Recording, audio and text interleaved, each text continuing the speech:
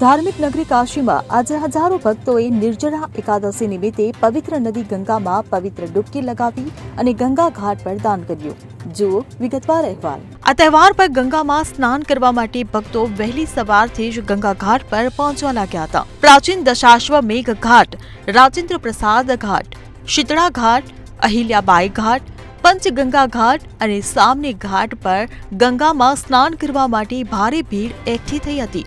સ્નાન કરનારાઓને કારણે ગૌડોલિયાથી દશાશ્વમેઘ ઘાટ સુધી મેળા જેવા દ્રશ્યો જોવા મળ્યા હતા. જિલ્લા વહીવટી તંત્રે ગંગા કિનારાથી બાબા વિશ્વનાથ દરબાર સુધી વ્યાપક સુરક્ષા વ્યવસ્થા કરી હતી. દશાશ્વમેઘ ઘાટના તીર્થ પૂજારી રાજુ તિવારીએ જણાવ્યું હતું કે સનાતન ધર્મમાં નિર્જળા એકાદશીનું ખૂબ મહત્વ છે. આ દિવસ સજીવ અને નિર્જીવ જગતના સ્વામી ભગવાન વિષ્ણુને સમર્પિત છે. તે વર્ષની બધી એકાદશીઓમાં સૌથી મહત્વપૂર્ણ માનવામાં આવે છે. આ દિવસે ઉપવાસ કરવાથી ભક્તોને પુણ્યનો લાભ મળે છે અને આખા વર્ષના એકાદશી વ્રતનું ફળ મળે છે. પૂજારીના જણાવ્યા અનુસાર એકાદશી પર સનાતનીઓ ચોખા ખાતા નથી કે ચોખાનું દાન કરતા નથી. આ દિવસે ફળ, ફૂલ, કેરી, કેળા વગેરેનું દાન કરવામાં આવે છે. બ્રાહ્મણોને ઘડા ભરીને પાણી દાન કરવામાં આવે છે.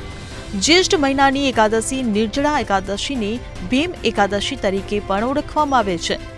નિર્જળા એકાદશી વ્રત મનને સંયમ શીખવે છે અને શરીરને નવી ઉર્જા આપે છે.